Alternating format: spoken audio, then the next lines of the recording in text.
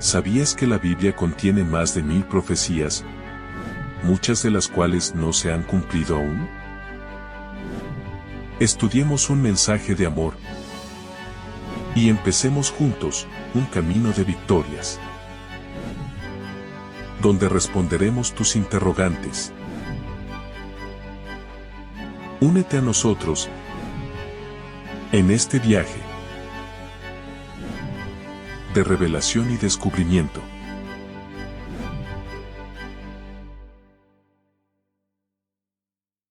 Bienvenidos a un nuevo programa. He vuelto después de unos cuantos meses. Hemos estado trabajando en un pueblo que se llama General Hacha, La Pampa. ¿Ustedes se acuerdan que durante el año pasado estuvimos pidiendo oración, que Rubén estuvo allá trabajando junto con Alicia? El trabajo no terminó en diciembre, así que viajé para allá junto con mi esposa y con mi bebé. Un bebé que cuando viajamos tenía 2 meses. No, hoy en día ya tiene 7, así que es medio entrerriano, más de La Pampa, anduvo por varios lugares y el Señor nos acompañó y nos bendijo. Pudimos establecer un lindo trabajo y dejar un grupo en el que obviamente hay que seguir trabajando, pero gracias a Dios va a seguir creciendo. Y ahora volvimos a nuestros pagos, volvimos renovados, yo con más canas y el set diferente, como ustedes pueden ver, como están viendo los cambios que estamos haciendo. Y es importante de tu colaboración, de tu ayuda para poder hacer crecer esto, para poder también llevar el mensaje al mundo entero. Así que si vos nos querés apoyar, nos querés ayudar, podés comunicarte al teléfono que está en pantalla y de esa manera te podemos decir cómo nos podés ayudar, ¿no? Hay que armar más programas, hay que diversificar la predicación, hay mucho que hacer y tenemos poco tiempo. ¿Saben? Y como siempre les decimos que estamos viviendo en lo que es el tiempo del fin. ¿Cuánto tiempo del fin vamos a vivir? Eso no lo sabemos, pero sí vemos las señales y vemos todo lo que hay a nuestro alrededor y todo demuestra de que Cristo pronto va a volver. Y a lo largo de la historia siempre hubo, podríamos decir, 2 bandos. No podemos ser ajenos a esto. Dios preparó el camino y Dios preparó el Edén y Dios preparó la voluntad que Él quería para sus hijos. Pero siempre nosotros nos encargamos de ir en contra de lo que Dios tiene para cada uno de nosotros. Es por eso que hoy vamos a tener un programa especial donde vamos a hablar acerca de esto, de la voluntad de Dios hacia nosotros. ¿Qué es lo que pasa cuando uno permite que Dios lo utilice? ¿Qué es lo que pasa cuando Dios no nos utiliza, no? Y sobre todo algo importante, ¿cuál es el destino y qué les espera a aquellos que siguen a Dios y a aquellos que no? Es por eso que el título de hoy se llama Salid de ella, pueblo mío. Así como ustedes ahora en este momento lo pueden estar viendo en pantalla. Entonces, ¿qué les parece si después de tanto tiempo vamos al estudio de su palabra? Para eso vamos a compartir, como siempre hacemos, algunos textos que nos van a permitir estudiar lo que dice Dios. Van a haber muchos cambios en estos días. Van a ver que si ustedes entran a nuestro canal de YouTube, Perspectiva Siglo XXI, así nos pueden encontrar en nuestro canal, van a ver que van a encontrar más videos de diferentes, podríamos decir, tamaños, de diferentes duraciones, con diferentes formatos. Se vienen muchas cosas grandes, por eso necesitamos de su ayuda. Si tenés tu Biblia ahí a mano, te pido por favor que vayas a buscarla, si no la tenés. Y si no, recuerda que siempre en pantalla va a estar, vamos a estar proyectando el texto con el que vamos a estar fundamentando lo que vamos a decir. Porque acá no se trata lo que a mí me parece, lo que a Mariano, a Rubén le parece, sino poder compartir qué es lo que Dios quiere a través del estudio de su palabra. El primer versículo, como podemos ver, trata de lo que fue la voluntad de Dios para sus hijos.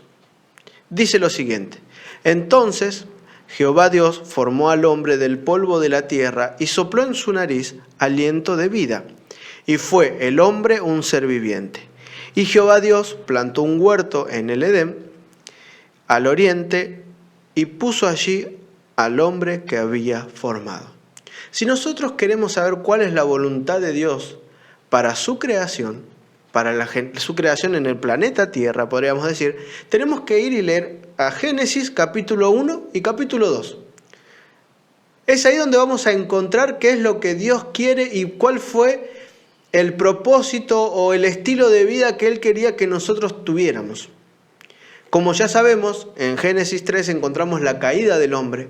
Quiere decir que a partir de Génesis 3 hasta Apocalipsis, vamos a encontrar hasta el Apocalipsis 20 qué es lo que pasa con el pecado y qué es lo que pasa, cómo Dios utiliza, qué no utiliza, cuál es podríamos decir, la planeación que Él tiene para nuestra salvación. Pero si vamos al Génesis, capítulo 2, versículos 7 y 8, como acabamos de leer, ahí vamos a encontrar de que Dios específicamente tiene algo planificado y preparado para su creación. En este caso existían Adán y Eva. Así que acá no podemos hablar de que esto es para un pueblo, para una región, para cierta religión. Esto es principio para toda la humanidad. ¿Cuál era la voluntad que Dios tenía al crearnos? Como dice acá, vivir en un huerto, el Edén. El Edén no era el mundo entero. El Edén era un jardín. ¿Sí? El término que se utiliza para huerto es un lugar delimitado. ¿Sí? ¿Qué tenemos que entender? Que el Edén era la casa de Adán y Eva. ¿Cuál era la idea del Señor? Que habitemos en un lugar parecido a un huerto. ¿Sí? Si hoy nosotros nos decíamos vivir en un huerto, sería como vivir de campamento, ¿no? A la persona que le gusta acampar, buenísimo, ¿no? Imagínense vivir toda su vida acampando, pero la espalda ¿cómo queda? No es lo mismo dormir en un colchón cómodo que dormir en el piso. Recuerden que acá todavía no había caído el pecado. Adán y Eva no sabían lo que era el dolor de espalda. Adán y Eva no conocían el frío ni el calor. El clima era diferente. Así que Dios había preparado la tierra para que nosotros podamos disfrutarla. Es por eso que no necesitábamos un techo, unas paredes que nos aguarden de las tormentas eléctricas, por ejemplo. Hablando de tormentas, ¿no? Vivimos en una época donde hay muchas lluvias y acá en Argentina, en la zona de Santa Fe, se anegaron muchas rutas por esto, Buenos Aires también, se están inundando muchos lugares. Todo síntoma de que el planeta está agonizando, ¿no? Eso no cabe duda. Pero sin embargo, si bien esta fue la voluntad de Dios para sus hijos, habitar en un lugar así, abierto, en un lugar donde no hubiera problemas, el hombre decidió rebelarse. Adán y Eva deciden obedecer a Satanás, que en ese momento se disfrazó de serpiente, y tomó a la mujer, por así decirlo, de sorpresa, y ahora la mujer come del fruto prohibido, por consecuencia Adán, y ahora empieza a haber un caos total en el mundo. ¿Cuál era la voluntad de Dios? Que vivamos una vida plena, en armonía, sin dolores, sin sufrimiento, sin tristeza. Pero como siempre el hombre se las busca para ir en contra de Dios. Siempre está esa tendencia a ir en contra de la voluntad de Dios. Si nosotros avanzamos en el estudio del Génesis, vamos a encontrar en Génesis capítulo 11, versículos del 1 al 4, lo siguiente. Dice: tenía entonces toda la tierra una sola lengua y unas mismas palabras. Y aconteció que cuando salieron de oriente, hallaron una llanura en la tierra de Sinar, y se establecieron allí. Y se dijeron unos a otros: vamos, hagamos ladrillo y cosámoslo con fuego. Y les sirvió el ladrillo en lugar de piedra, y el asfalto en lugar de mezcla. Y dijeron: vamos, edifiquémonos una ciudad y una torre, cuya cúspide llegue al cielo, y hagámonos un nombre por si fuéremos esparcidos sobre la faz de la tierra. Y esto es lo que se llama la Torre de Babel. ¿Dios le pidió que construyeran esto? No. En otras palabras, como podemos ver acá en pantalla, vamos a encontrar que por un lado podríamos decir, la voluntad divina, ¿no? Lo que Dios tenía y quería para sus hijos. Y por otro lado, por así decirle, le puse la voluntad maligna, ¿no? Una gran construcción, una ciudad. Es decir, que las grandes ciudades, el amontonamiento de gente, el bullicio, ¿era el plan de Dios para su creación? No. Entonces, ¿quiere decir que todos tenemos que dejar las ciudades y irnos al campo? Tampoco. Va a llegar un momento que esto va a suceder, pero no hoy. He conocido mucha gente que quiere dejar todo para irse a vivir al campo. ¿Con qué fin? O sea, díganme ustedes en qué lugar de la Biblia Dios nos manda a ser ermitaños. Viendo esta imagen en pantalla, ¿no? Díganme ustedes, ¿qué piensan ustedes que Dios quiere para su pueblo? ¿Que nos aislemos y hagamos cada uno la nuestra o que seamos la luz del mundo? Miren ustedes esta imagen y ¿qué piensan? ¿A dónde se encuentra la voluntad divina? ¿En el Edén formado? ¿O en la Torre de Babel? Algo interesante, la tierra de Sinar es lo que hoy conocemos, por ejemplo, como la zona de Irak. Toda esa parte, Turquía. Ahí es donde fue. Dice, hagamos barro, cosámoslo, hagamos una especie de brea y construyamos. Esto pasó después del Edén, después del diluvio. Esto pasó después de que Noé y su familia descendieran del arca, Dios los protegió. Y fíjense que si bien la humanidad había sido desterrada de la tierra, debido a estos sobrevivientes, otra vez la humanidad se rebela ante Dios. La Torre de Babel se crea no por querer adorar a Dios. Es un instinto de supervivencia que tienen, pero que también esto lo lleva a rebelarse contra la voluntad divina. No nos queda duda que la construcción de la Torre de Babel fue Nimrod quien la realiza, quien la promociona, pero con una agenda totalmente satánica. Y ustedes pueden decir, ¿qué tiene que ver esto con hoy? Saben, el principio que vamos a encontrar en la Torre de Babel, van a ver cómo continúa a lo largo de la historia. Para eso tenemos que seguir leyendo. Y en Génesis 11, del 6 al 9, encontramos: y dijo Jehová, he aquí el pueblo es uno, y todos estos tienen un solo lenguaje, y han comenzado la obra, y nada les hará desistir ahora de lo que han pensado hacer. Ahora pues, descendamos y confundamos así su lengua, para que ninguno entienda el habla de su compañero. Así los esparció Jehová desde allí sobre la faz de toda la tierra, y dejaron de edificar la ciudad. Por esto fue llamado el nombre de ella Babel, porque allí confundió Jehová el lenguaje de toda la tierra, y desde allí los esparció sobre la faz de toda la tierra. Y este es el comienzo de un baluarte o un estandarte de la gran rebelión. ¿Qué quiere decir esto? ¿Saben? Hay algo interesante. El nombre Babel, en lenguaje semítico, ¿sí?, significa puerta de los dioses. En idioma judío, hebreo, podríamos decir, no eran judíos, todavía eran hebreos, significa confusión. Y hay algo que nos queda en claro en este lugar. Babel, la Torre de Babel, trajo confusión a todos. Y fue un emblema, un estandarte de, diríamos, lo que Satanás quería hacer con la humanidad. Confundirnos. Que el hombre no cumpla con la voluntad de Dios. Que el hombre no viva con los principios que Dios les había otorgado. En Babel encontramos todo principio en el que encontramos una rebelión hacia Dios. Y esto fue así, y esto es importante entender, porque esto no quedó en el pasado. El principio de Babel, que después se transforma en Babilonia, porque es el mismo lugar, se encuentra hasta el Apocalipsis. Y este es el viaje que hoy vamos a comenzar. Es un viaje que obviamente no podemos estudiar todo, pero déjenme mostrarles qué es lo que Dios quiere. Por un lado tenemos Babilonia, Babel, utilizada por Satanás, dando confusión y muchas cosas más que vamos a estudiar.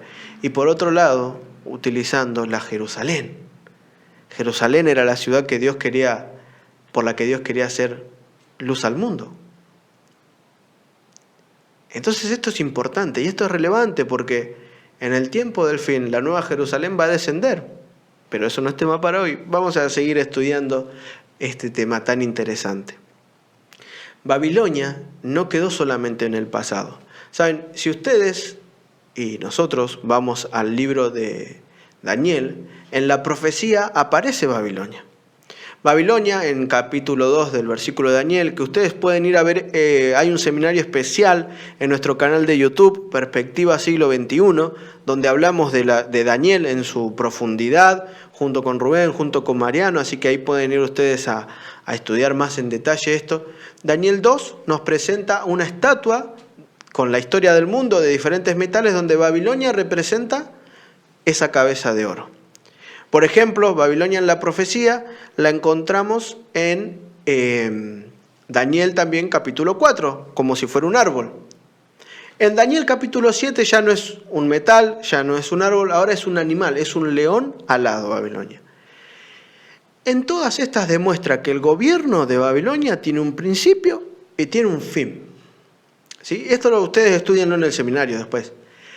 Pero ¿qué significa esto? Que el principio de Babel no quedó con la destrucción de la torre. Babilonia sigue estando. ¿Saben? Babilonia fue el pueblo que llevó cautivo 70 años a Israel. Babilonia fue el pueblo que en su momento fue el más esplendoroso. Babilonia representa, si bien fue un elemento por el que Dios utiliza para castigar a su pueblo, para mostrarle que estaban equivocados, para mostrar la obediencia que estaban haciendo.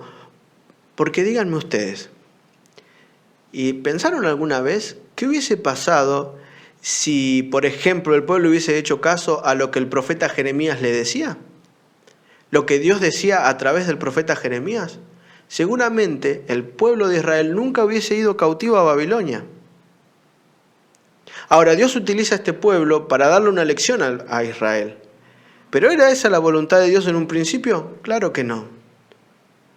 Porque ya vamos a ver cuál es la invitación del Señor que tiene con nosotros acerca de Babilonia.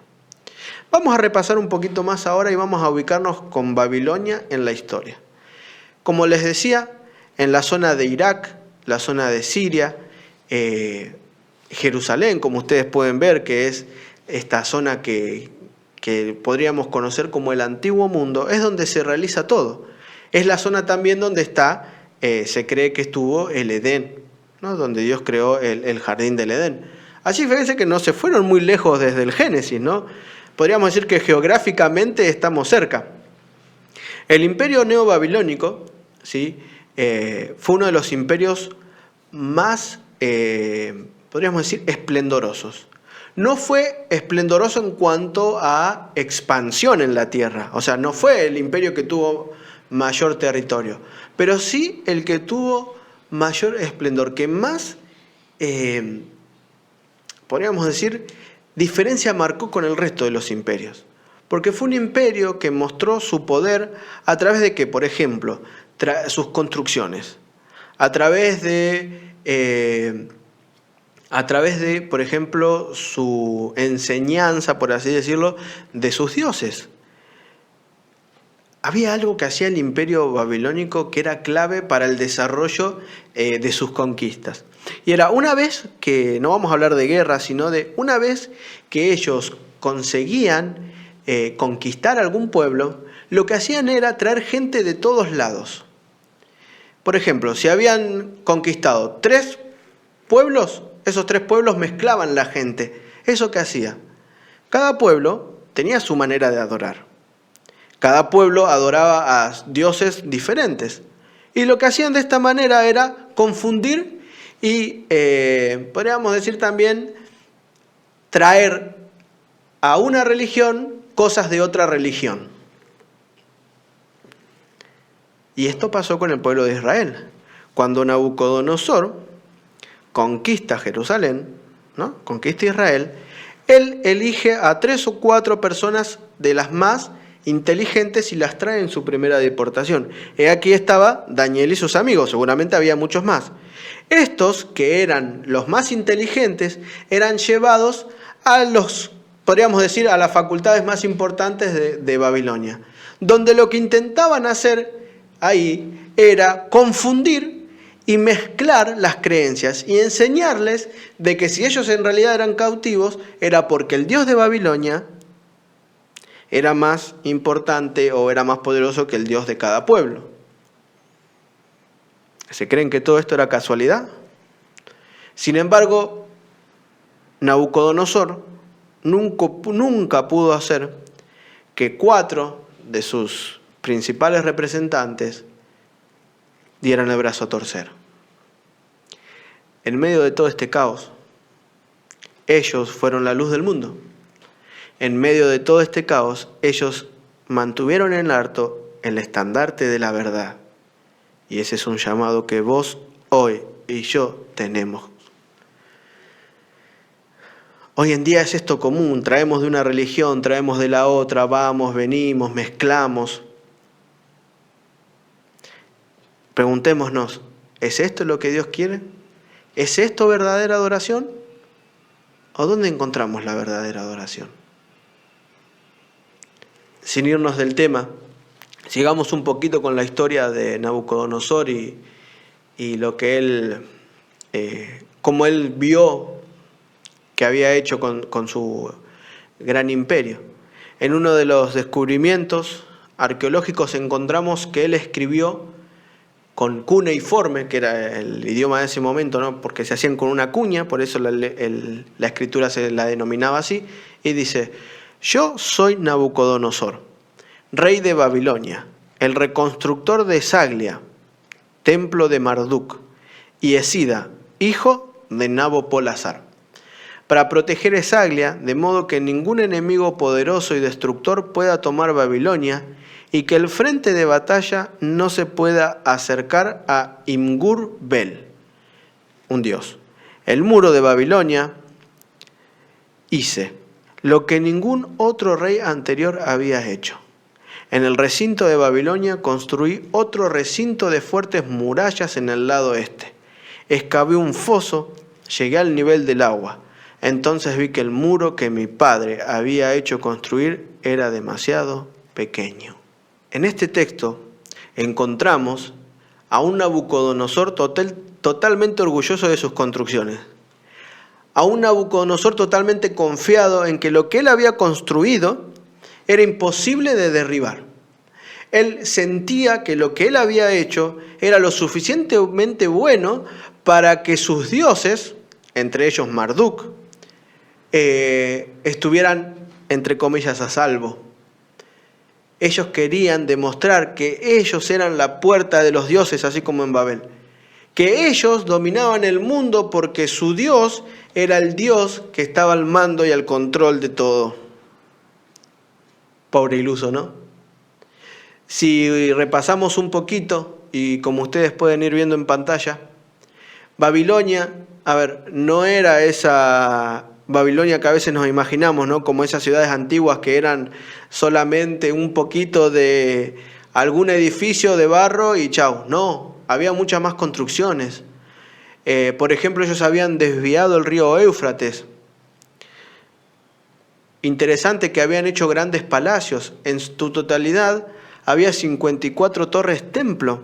Algo interesante, que acá se utilizaba lo que se conoce como el lápiz lazuli, ¿no?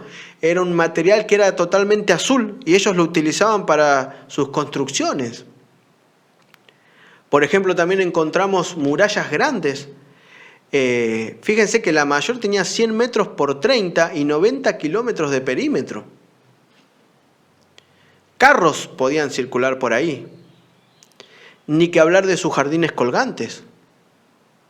Que sus jardines colgantes eran jardines, árboles plantados en terrazas, de vaya a saber uno qué altura, y cómo hacían para regarlos. En Babilonia encontramos más de 25 avenidas. Algo interesante, la puerta de Ishtar, que hoy se conservan ciertos fragmentos de esta puerta. O sea, digamos que no eran construcciones así nomás. Eran grandes construcciones, grandes ciudades. Pero ¿cuál era el principio de toda esta ciudad? Y confundir. Eran utilizadas por Satanás para confundir a su pueblo, al pueblo de Dios. Fíjense que Esdras y Nehemías relatan cuánto le costó al pueblo de Israel volver de Babilonia y que la cantidad que volvió de Babilonia no era ni la cuarta parte de la que había ido. O sea,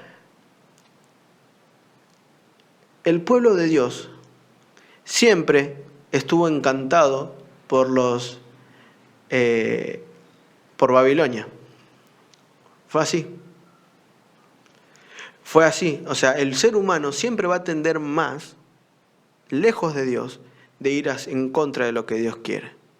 Pero saben, tanto esplendor, tanta ostentación, no puede con Dios. Más de 140 años antes, Dios ya había dicho que iba a pasar con este pueblo. Así como vimos que en el momento que se estaba construyendo la Torre de Babel, Dios agarró y dijo, hagamos algo, intervinamos. E intervinieron porque estaban los tres, Dios Padre, Hijo y Espíritu Santo. Satanás todavía no tiene el control del mundo ni nunca lo va a tener porque Dios siempre interviene.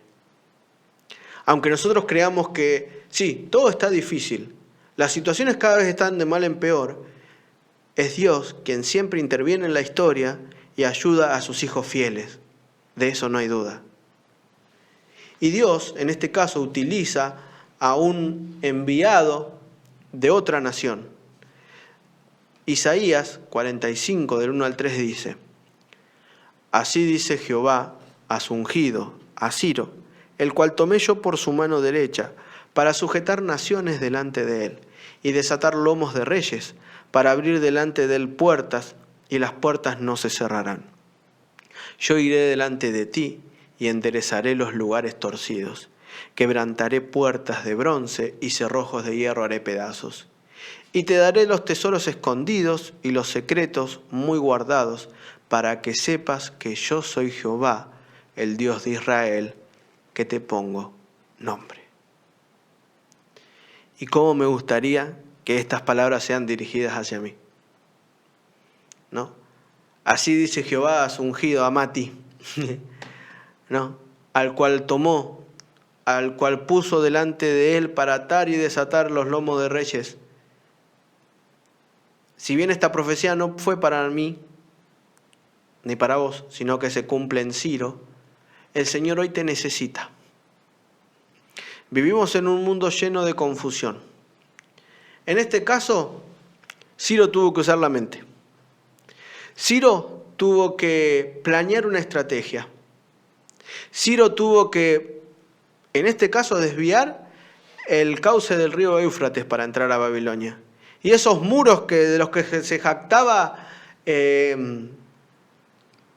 Nabucodonosor, que ya había muerto en esta época, no pudieron hacer nada ante la sagacidad y la inteligencia de Ciro. Pero fue porque Ciro se le ocurrió. Dios había intervenido en la historia. Dios interviene en la historia utilizando a personas. Y ahora quiero hablarte a tu corazón. Todavía tenemos un rato más para seguir estudiando. Pero quiero decirte que Dios va a intervenir en el tiempo del fin. Quiero decirte que Dios va a intervenir en los últimos tiempos de la historia para que Satanás no pueda cumplir con lo que él quiere. Y él te quiere utilizar a vos. Él me quiere utilizar a mí. ¿Estás dispuesto a, en este tiempo crucial, dejarte ser utilizado por Dios?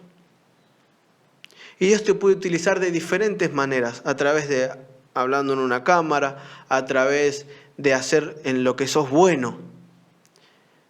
Déjame apelar a tu corazón y decirte, déjate utilizar por Dios. Él va a saber qué, cuándo y cómo, pero vos tenés que estar dispuesto a escuchar su voz. Tenés que estar dispuesto a cumplir con su voluntad. El Señor está esperando que nosotros pidamos por la presencia del Espíritu Santo para poder culminar con el trabajo que hay que hacer. Si Cristo no vino todavía es porque nosotros no estamos listos, no porque Él no quiera. Y eso es lo que vamos a seguir viendo. Y la Babilonia, en la historia, del 605 al 539, sucumbió en una noche porque Dios lo había determinado.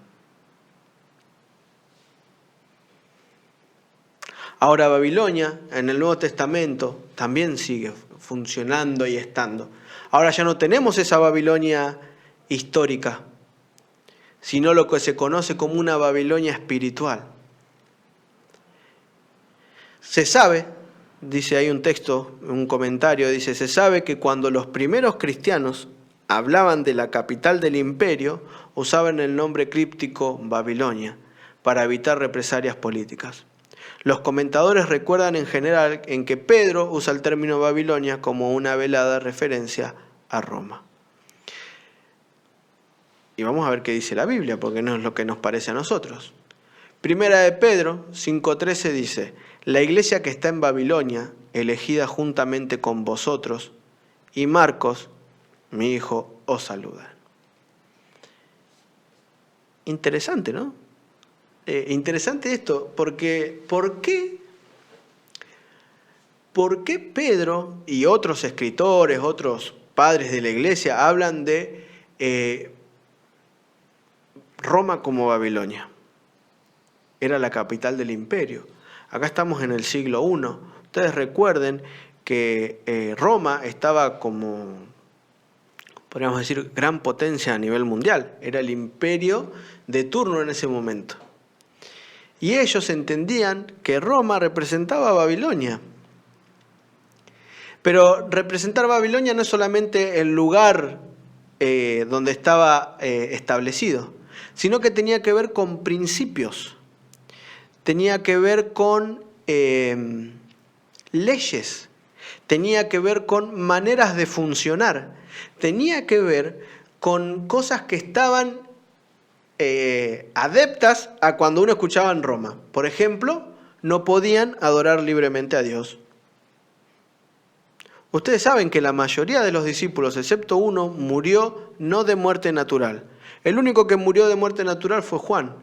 El resto fue asesinado por el emperador de turno.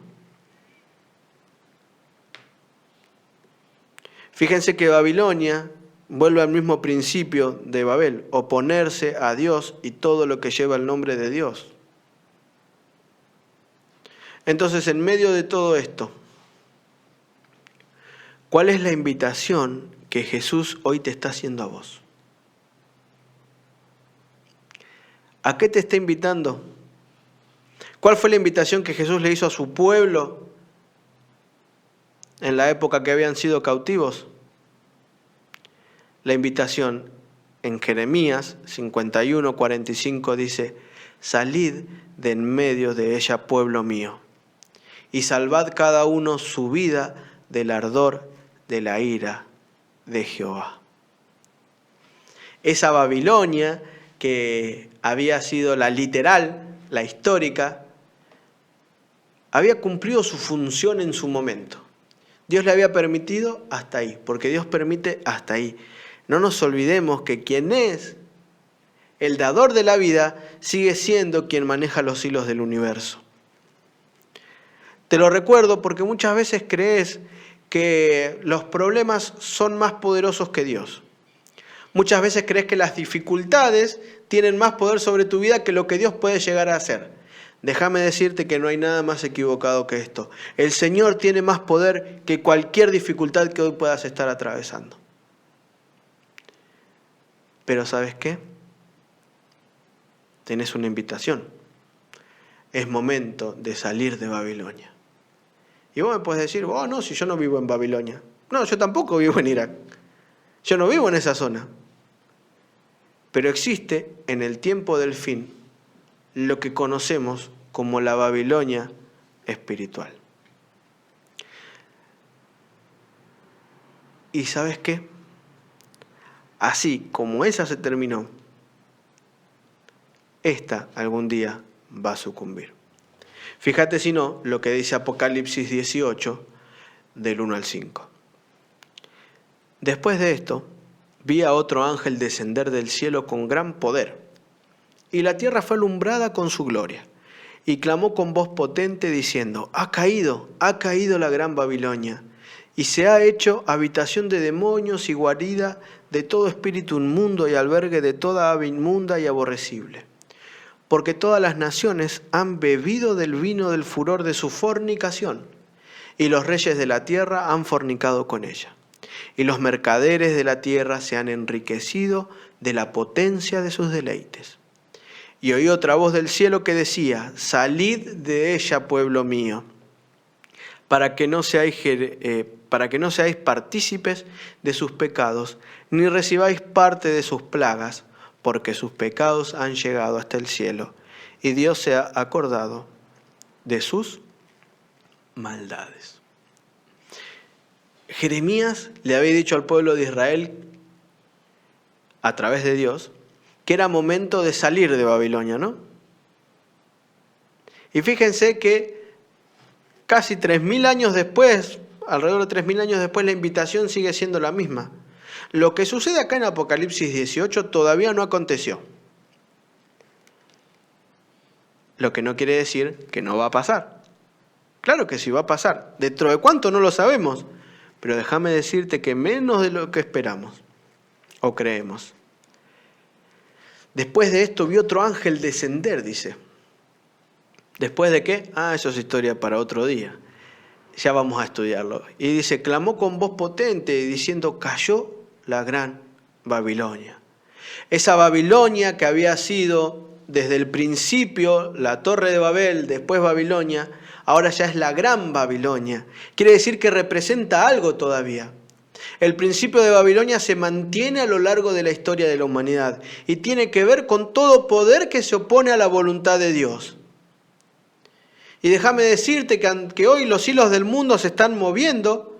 Hay nuevo papa que tiene ciertas características que potencian algunas cosas. Yo los invito a que ustedes puedan escuchar las noticias. Porque muchas veces leemos la Biblia, leemos las profecías y nos quedamos con eso. Y nos olvidamos de que la Biblia se aplica en la historia. Se aplica en la historia y se aplica en la actualidad. Si te gustaría aprender más, te invito a que te comuniques con nosotros a través del teléfono que está en pantalla, que ustedes pueden escribirnos un WhatsApp y podemos estudiar más en profundidad esto. Si hay algún tema en particular que te gustaría resaltar, escribinos, no tengas dudas de que vamos a estar ahí para tratar de ayudarte y estudiar y descubrir juntos esos tesoros que hay en la Biblia. Esa Babilonia sigue en el tiempo del fin y tiene que ver con confusión, tiene que ver con todo poder opositor a Dios, pero hay algo que te tiene que quedar claro: ha caído. Ha caído. A veces nos preocupamos de más por estas cosas y nos olvidamos que en realidad lo que tenemos que hacer es salir de ella.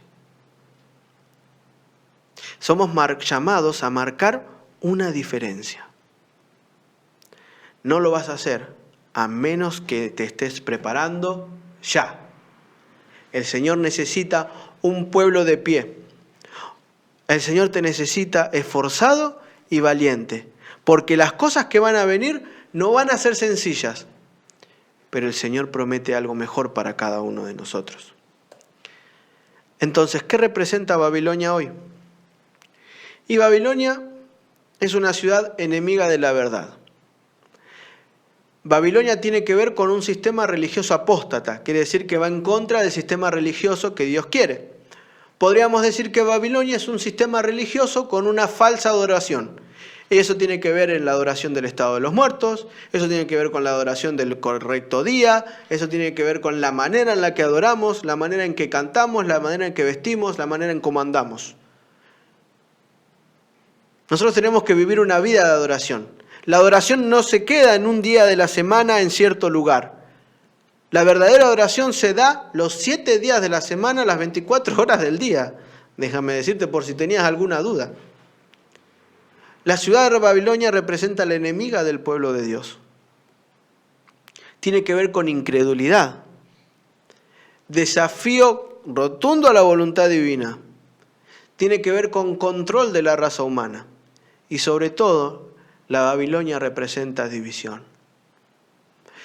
Y déjame decirte algo. Vos quizás hoy podés estar, y escuchame bien lo que te voy a decir y mirame bien, quizás podés estar asistiendo a la iglesia correcta, pero seguir siendo parte de Babilonia.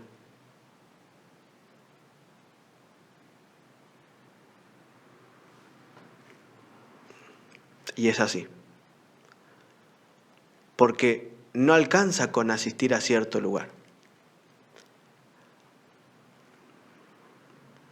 Babilonia actual no se trata de un lugar, sino que está en la manera en la que vos pensás, en la manera en la que vos actuás, en la manera en la que vos vivís. Así que déjame decirte que no alcanza con decir ser cristiano. Tenés que vivir una vida conforme a lo que Dios quiere para vos. Y en medio de esta lucha, ¿qué tenemos que hacer? ¿A qué somos llamados? Y Dios fue bien clarito. ¿Qué parte tenemos en este plan de salvación? ¿Qué parte tenemos en medio de esta batalla? Marcos 16, 14 y 15 dice: finalmente se apareció a los 11 mismos, y estando ellos sentados a la mesa, y les reprochó su incredulidad y dureza de corazón, porque no habían creído a los que habían visto resucitado. Y les dijo: id por todo el mundo, y predicad el evangelio a toda criatura.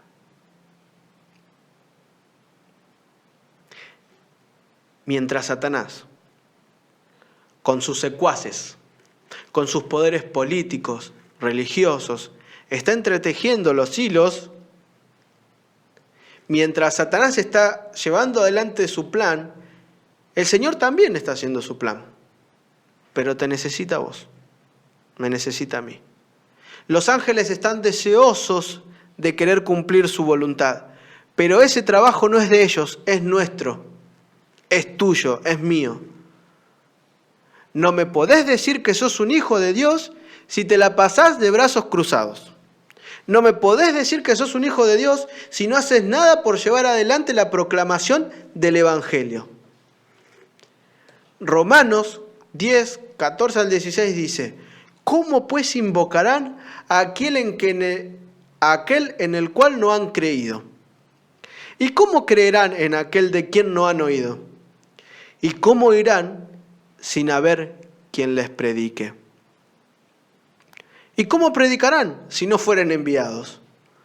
Como está escrito: cuán hermosos son los pies de los que anuncian la paz, de los que anuncian las buenas nuevas.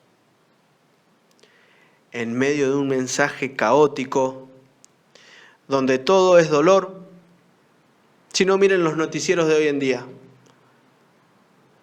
A mí a veces me pasa que estoy al mediodía en casa y le digo a mi esposa, Yani, vamos a ver el noticiero a ver qué pasa. No podemos ver ni 5 minutos de noticias. Porque la verdad que una es peor que otra. Todas revelan lo que es la realidad. Lo que la historia ya lo había dicho antes. Todos revelan que la condición humana es un desastre. Todas revelan de que la naturaleza gime a una, ¿no? Que no puede más. Todo demuestra que el mundo está yendo hacia un fin. Y científicos dicen que la solución es viajar a otro planeta, que la solución es que el mundo va a colapsar, vamos a vivir una guerra nuclear. No hay nada que nos diga que hay esperanza, excepto el mensaje que tenemos que dar. Y ahora viene una pregunta, ¿no? ¿Qué es el Evangelio? ¿Cuáles son las buenas nuevas? ¿Qué tenemos que decir en este tiempo?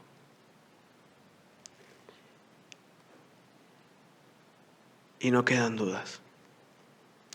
El mensaje que tenemos que dar es un mensaje que lleve al mundo a entender de que ha caído Babilonia. Es momento ahora más que nunca de dar el mensaje de los 3 ángeles. Predicar toda la Biblia, claro que sí, porque desde el Génesis hasta el Apocalipsis es revelación de Dios y es voluntad para su pueblo, pero bajo la luz del mensaje de los 3 ángeles. ¿Cuál es el mensaje de los 3 ángeles? Que estamos viviendo en un tiempo de juicio, porque el juicio ha comenzado, que va a haber una lucha final entre el bien y el mal, pero que ¿sabes qué? Ha caído Babilonia. A veces te pasa que por ahí uno escucha de profecías o escucha de estos temas, ¿no? Y dice, no, bestias, no, todo mal, todo feo, da todo miedo. No. Ha pasado que a veces equivocamos el énfasis. El énfasis no es en el poder que tiene Satanás y lo que puede hacer, sino que el énfasis es que a pesar de todo este conflicto, de esta batalla entre poderes políticos, poderes religiosos, quienes dominan el mundo, quienes quieren tener provecho, quién va a sacar más provecho, menos, presidentes que se pelean con otros presidentes que quieren tener más ventaja que otros, organizaciones que se forman para decir cómo se adora a Dios correctamente, contra otras que dicen, no, yo soy la verdadera, no, yo soy la verdadera, fundaciones que se arman para poder llevar adelante esos planes maquiavélicos que Satanás está por detrás. En medio de todo este caos, confusión, hay un mensaje de verdad y claridad que hay que dar. Acá no importa cuán confundidos estamos, sino cuánta claridad nos puede dar el Señor a través de la predicación de su palabra. Y surge la pregunta a través de este mensaje, ¿no? Llegó el juicio que nosotros conocemos como el juicio investigador. Después de 1844 sabemos que ya no hay más fechas, sino que todo va a depender del ritmo en el que vayamos. ¿Estás dispuesto a hacer lo que hay que hacer por el Señor? ¿Con qué énfasis debemos predicar el Evangelio? Juan 14:9 registra las palabras de Jesús. Y ahora os lo he dicho, antes que suceda, para que cuando suceda, creáis. ¿Qué hay que creer? Que Dios es un Dios de verdad y un Dios de justicia. ¿Qué hay que creer? Que aunque hoy estemos peleando con alguna enfermedad, aunque hoy estemos peleando con algún problema económico, aunque hoy estés peleándote con tu esposa, con tu esposo, con tu hijo, con tu tío, con quien sea de la familia, aunque hoy estés batallando una de las peores luchas que quizás nunca te enfrentaste, todo lo que está escrito se va a cumplir. Y al momento que se van cumpliendo, eso nos da certeza de que estamos más cerca del regreso de Cristo. Es momento de prepararnos para un futuro mejor. Entonces surge la pregunta, ¿no? ¿Qué nos está preparando Dios? ¿Qué es lo que nos está preparando Dios? ¿Por qué yo me tengo que esforzar por cumplir la voluntad de Dios si al final el camino es malo? ¿Por qué yo me tengo que preocupar por cumplir con la voluntad de Dios si al final no voy a tener nada bueno? ¿Es esto así o no? Nada más equivocados, mis queridos amigos, que pensar de esta manera. La Biblia es bien clarita. Y Jesús, de sus propias palabras, nos dijo lo siguiente. No se turbe vuestro corazón. Creéis en Dios, creed también en mí. En la casa de mi Padre muchas moradas hay. Si así no fuera, yo os lo hubiera dicho. Voy pues a preparar lugar para vosotros. Y si me fuere y os preparare el lugar, vendré otra vez y os tomaré a mí mismo, para que donde yo estoy, vosotros también estéis. en medio de un mundo lleno de confusión, lleno de caos, en medio de un mundo donde podríamos estar más cerca que nunca, pero en realidad nos sentimos más aislados que siempre, el Señor nos está dando un privilegio y una misión. Jesús nos dijo, en la casa de mi Padre, o sea, en el cielo por ahora, hay muchos lugares para que ustedes puedan vivir. No así como la torre de Babel que ustedes construyeron en un principio, ¿no? Con Noé. Sino la voluntad de lo que Dios quería, moradas, lugares para vivir. Si así no fuera, no se los diría, dice. Porque recordémonos que Dios no es hombre para que mienta. En Él no hay rastro de mentira. El único que miente es el padre de mentira, que es Satanás.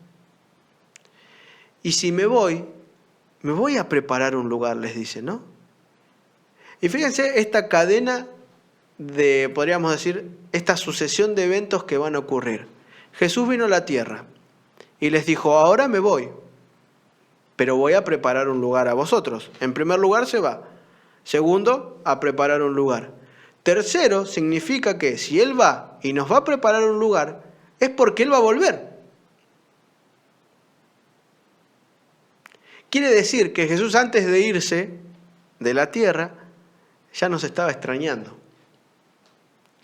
Jesús está deseoso de volver otra vez, tomarlos a mí mismo, o sea, llevarnos con Él para que podamos vivir juntos.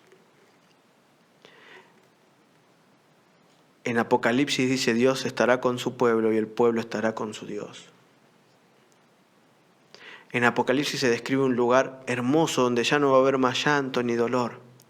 ¿Cómo es este lugar que el Señor nos está preparando? ¿Qué fue a preparar? Y fíjense que Isaías 65, del 19 al 22, nos da una descripción paupérrima, podríamos decir, una descripción muy chiquitita de lo que en realidad es.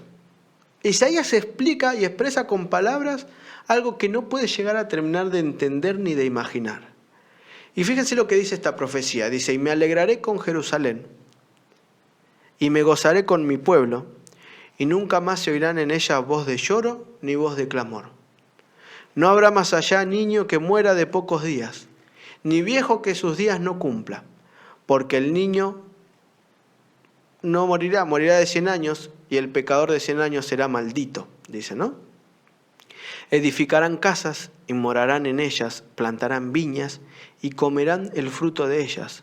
No edificarán para que otro habite, ni plantarán para que otro coma, porque según los días de los árboles serán los días de mi pueblo, y mis escogidos disfrutarán la obra de sus manos. Y esta es una profecía que se aplica, que Dios la quiere aplicar en el pueblo de Israel. Y Juan la toma también y al final describe algo parecido. ¿Y qué es lo que va a pasar? Primero, la Jerusalén va a descender, la Jerusalén celestial. Por un lado Babel, Babilonia y confusión. Por otro lado Jerusalén y claridad, verdad, alegría y plenitud. Nosotros no entendemos lo que es la felicidad, porque para nosotros la felicidad y la alegría es algo efímero. Es algo que hoy tenemos y capaz que en 20 segundos ya no la tenemos más. Pero acá vamos a poder vivir una vida plena con el Señor. Una alegría que no entendemos. Porque dice que edificarán sus casas y morarán en ellas. Fíjense, de vuelta volvemos al principio. Plantarán viñas y comerán del fruto de ellas. Dice, no edificarán para otros, sino para ellos mismos. Y fíjense que hay algo interesante. Volvemos al plan original para vos y para mí. Sigue diciendo Isaías, no trabajarán en vano, ni darán a luz para maldición, porque son linaje de los benditos de Jehová, y sus descendientes con ellos. Y antes que clamen, responderé yo. Mientras aún hablen, yo habré oído. El lobo y el cordero serán apacentados juntos, y el león comerá paja como el buey, y el polvo será el alimento de la serpiente. No afligirán ni harán mal en todo mi santo monte, dijo Jehová. Y acá queda en claro que el Señor te está ofreciendo un lugar mejor. El lugar que Él fue a preparar es un lugar donde nosotros no tenemos pero ni la más remota idea de lo que vamos a vivir. En ese lugar vas a vivir una vida plena.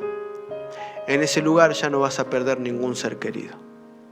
En ese lugar vas a poder plantar y vas a poder trabajar. Vas a poder trabajar la tierra sin que te duele la espalda. ¿Cómo se va a hacer todo esto? Y yo no tengo idea, pero lo dice la Biblia.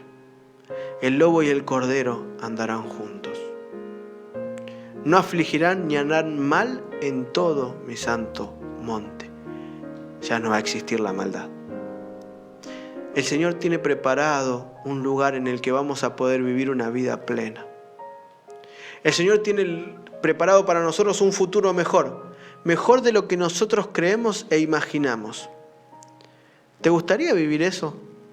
A mí me encantaría, pero todavía no llegó ese día.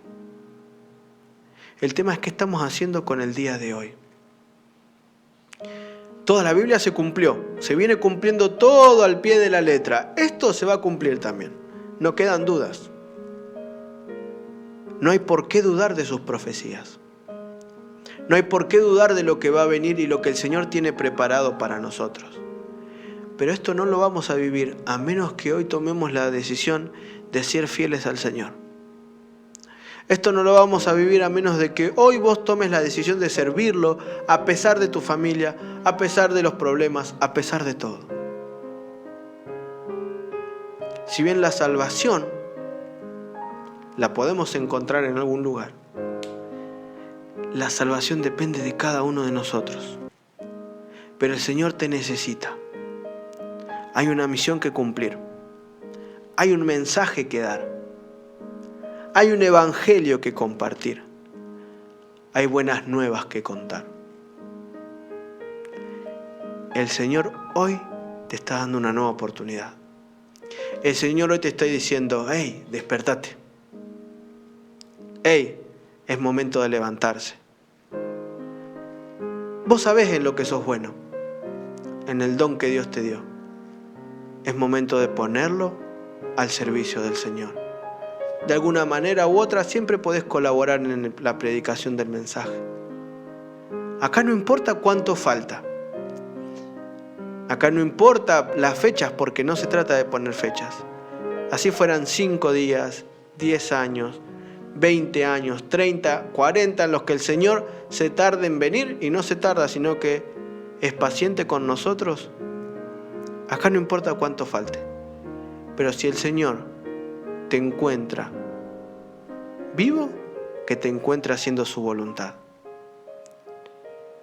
Si el Señor te llevó al descanso, que te lleve al descanso haciendo su voluntad. Saben, basta de dar vueltas. Basta de jugar con el Señor. El Señor quiere darte felicidad. El Señor quiere darte una vida nueva. El Señor quiere darte un cuerpo nuevo. El Señor quiere darte felicidad plena. ¿Estás dispuesto a ser el valiente que decida salir de Babilonia? ¿Estás dispuesto a dejar a un lado todo aquello que te aleja del Señor? En otras palabras, ¿estás dispuesto y listo a tomar decisiones para vida eterna? El Señor quiera que sí. Muchas gracias por acompañarnos en el programa de hoy. Nos veremos en el próximo. Recuerden, vamos a empezar a tener nueva programación y vamos a empezar a compartir más mensajes sobre esto que es tan importante. Necesitamos de tu ayuda.